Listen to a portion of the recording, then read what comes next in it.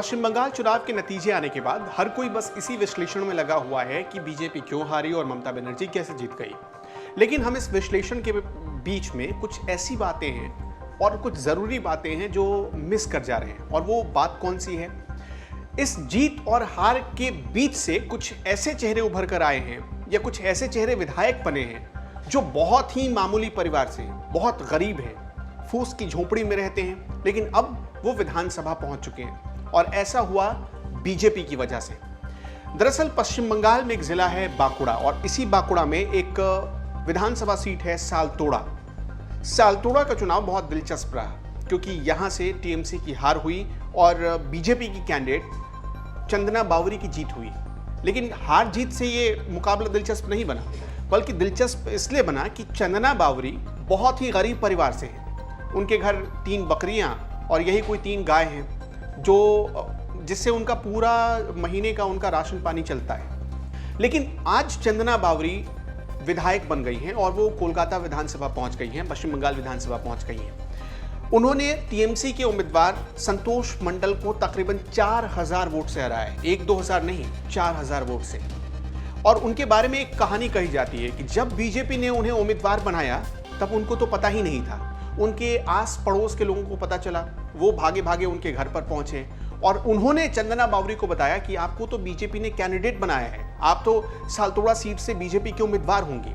और तब जाकर उन्हें कुछ पल के लिए तो उनको भरोसा नहीं हुआ, उनको लगा कि नहीं, लोग झूठ बोल रहे हैं। लेकिन चंदना बावरी ने जब जानकारी जुटाई तो उन्हें पता चला कि हाँ, बीजेपी ने उन्हें उम्मीदवार बनाया। और आज बीजेपी की इसी कोशिश की वजह से चंदना बावरी जैसी एक बहुत मामूली परिवार से, बहुत गरीब परिवार से आने वाली महिला विधानसभा पहुंच गई है, विधायक बन गई है।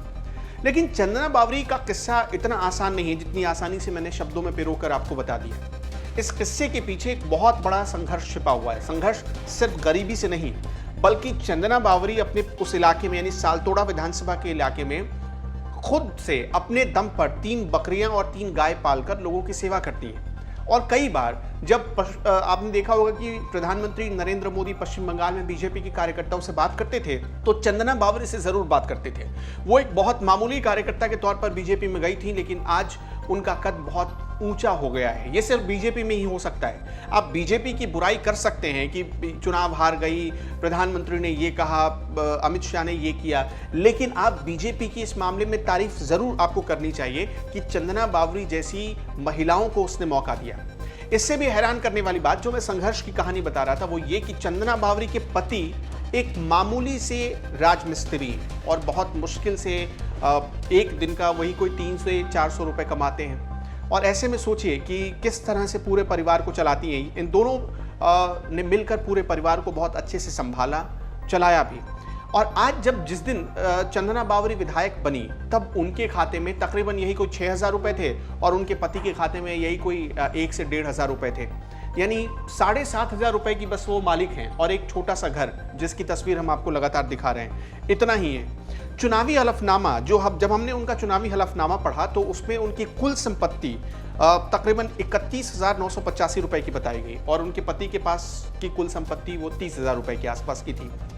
यानी एक शख्स, यानी एक महिला जो चुनाव लड़ने जा रही है, वो सिर्फ 60,000 की मालिक है। हमने ऐसा देखा कि जो 200 करोड़ के जो मालिक हैं वो चुनाव लड़ते हैं, लेकिन सिर्फ 60,000 करोड़ की मालिक, जबकि पूरी इसमें चल संपत्ति है, सिर्फ 60,000 करोड़ रुपए हैं, बैंक खाते में सिर्फ 6,000 रुपए हैं, लेकिन उसके बाद भी चुनाव लड़ी और वो जीती और विधानसभा पहुंची। ऐसे लोगों ने, यानी चंदना बावरी जैसे लोगों ने जमीन पर रहकर देखा है कि कैसे आम आदमी जद्दोजहद करता है, कैसे संघर्ष करता है।